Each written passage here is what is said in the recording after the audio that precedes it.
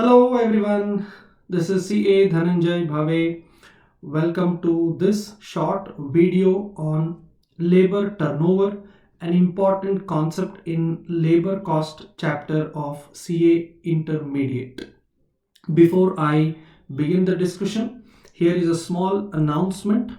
As you are aware, Yashas Academy Bangalore, in tie-up with Unacademy, has launched online CA intermediate classes.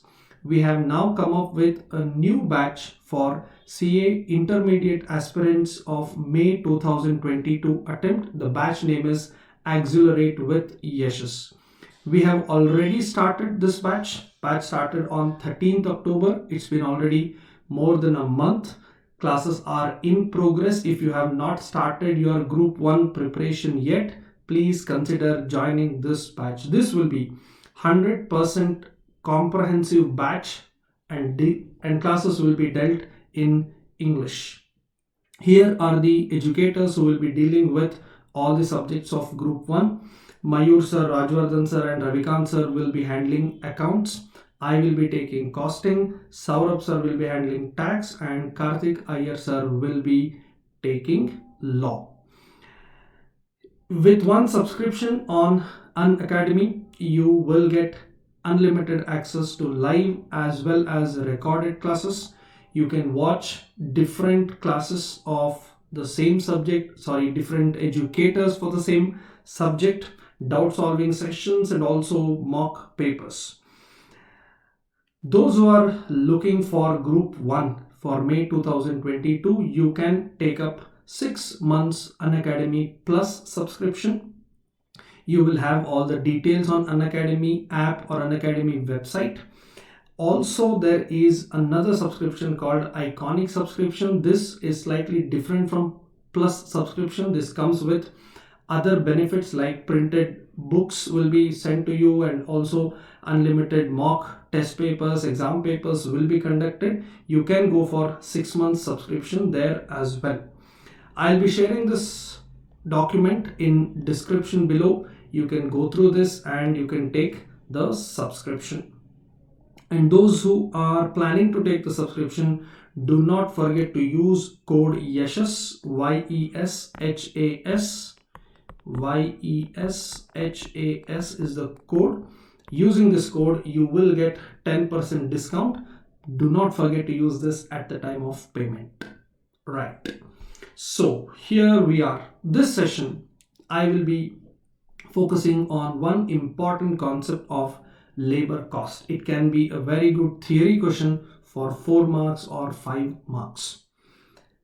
Labor turnover. What is labor turnover? As you're aware, like inventory turnover, debtor turnover, any ratio that has the word turnover measures the movement, measures the speed, volume, activity. Here, labor turnover, as you can see, it is the change in the labor force during a specified period measured against a suitable index. The rate of labor turnover in an industry depends upon several factors like nature of the industry, size, location, composition of the labor force. Now, labor turnover in simple represents the speed at which employees are joining and leaving an organization. Now the question is, do we need a very high labor turnover? Obvious answer is no. We don't want too many people to join and leave every now and then. That means a low labor turnover is good. But if labor turnover ratio is 0%, which means there is no movement of labor at all, we are not hiring any new people, no one is leaving the organization, is that also good? Answer is no. Look at this.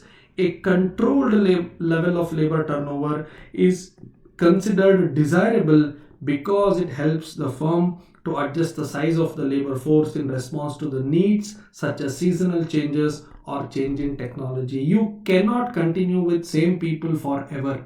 You really need fresh ideas. You need new people. You want to know new way of doing things.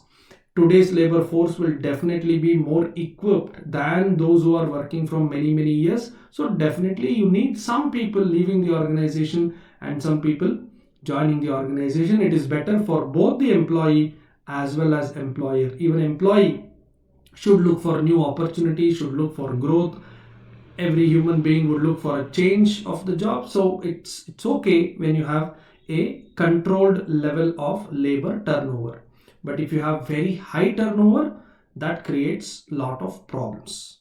Right. Before we discuss what problems will an organization face when they have high labor turnover, let's first understand the reasons or causes why people leave an organization.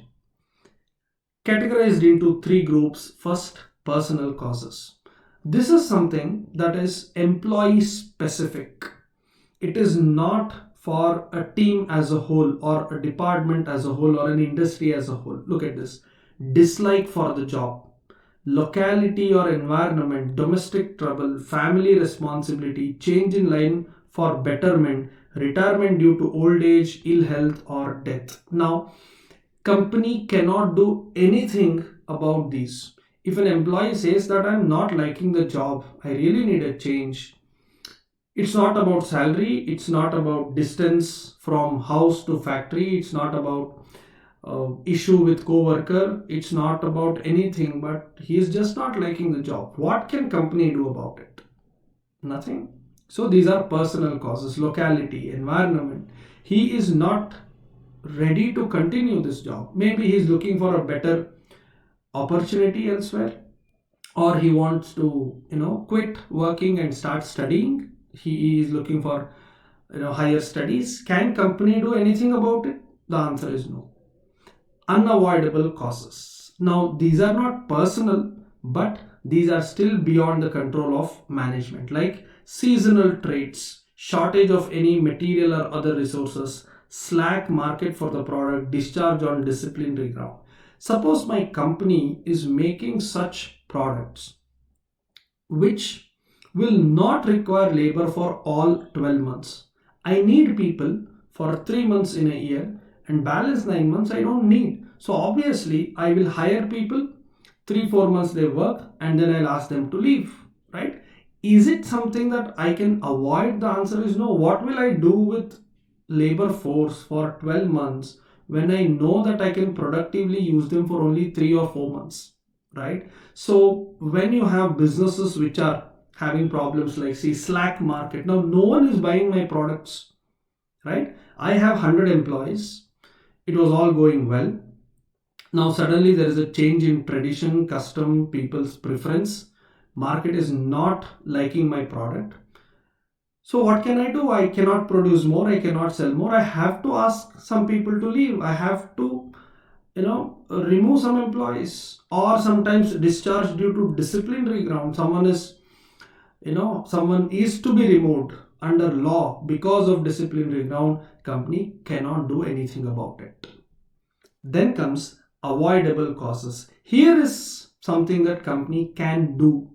Here is something that they can try and fix. That is unsuitability of job, low pay and allowances, unsatisfactory working condition, unhappy relationship with co-workers, unsatisfactory behavior of superiors, dispute between rival trade unions, lack of transportation, accommodation, medical facilities. Now, if company wants to solve the problem, they can. For example, one employee is saying he wants to leave the job. What is the reason? He is not happy with the salary.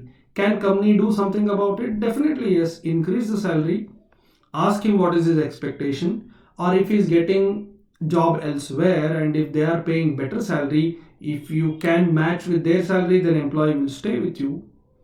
Unsatisfactory working condition, that means your factory, your working environment, your team is not good, you need to fix this problem. Unhappy relationship with co-workers, this is why human resource department is set up. They come into picture here. They need to sort out the issue because it's a company, we all should work for the company, for everyone, correct? So if you have problems like this, company can avoid this, they can fix these problems. So 3 categories: personal, unavoidable, avoidable. They can ask you short notes question directly on this: what are the causes for labor turnover?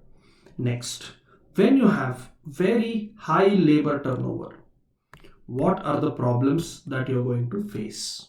Too many people are leaving your company, too many people are joining your company, there is a very, very high labor turnover. What will happen? Number one, difficulty in day-to-day execution of work, right? You will always have new people every now and then.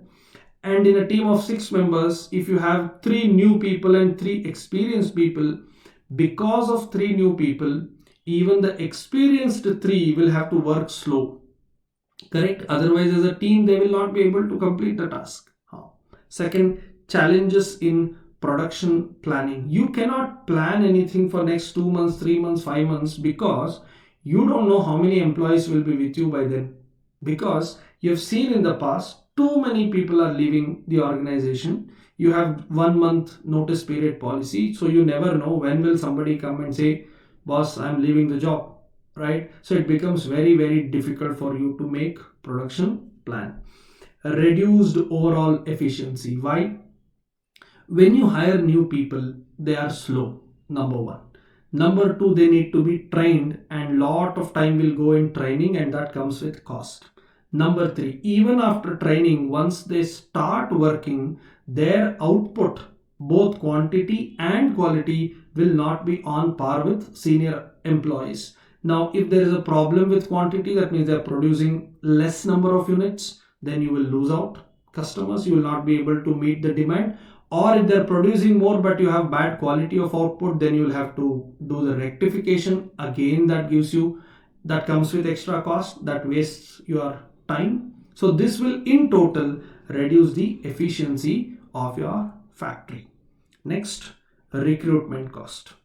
Any new employee you want, you have to hire. Hiring is a process, correct? It takes time, it involves cost. You will not get people overnight. And if there was an employee who was paid 25,000 rupees salary per month, and if he is leaving, now you want to hire a new guy, that new guy for the same job may demand more, correct? And if you're not ready to pay him more, then it will take more time for you to hire another guy who will be okay to work for 25,000 per month salary, and that comes with cost. Yeah. Last one, training cost. Once you hire them, as I told you, you have to train them, and nothing comes free. Training involves cost. You may have to hire trainers from outside, or if you want to have trainers within your factory, then whatever salary you are paying to those trainers, in-house trainers, that itself is your training cost, right? So this is a theoretical explanation about labor turnover. What is labor turnover? What are the causes of labor turnover? And what are the effects of high labor turnover? In the next video, I will be discussing what are the methods or formulas using which we can calculate labor turnover. Thank you for watching.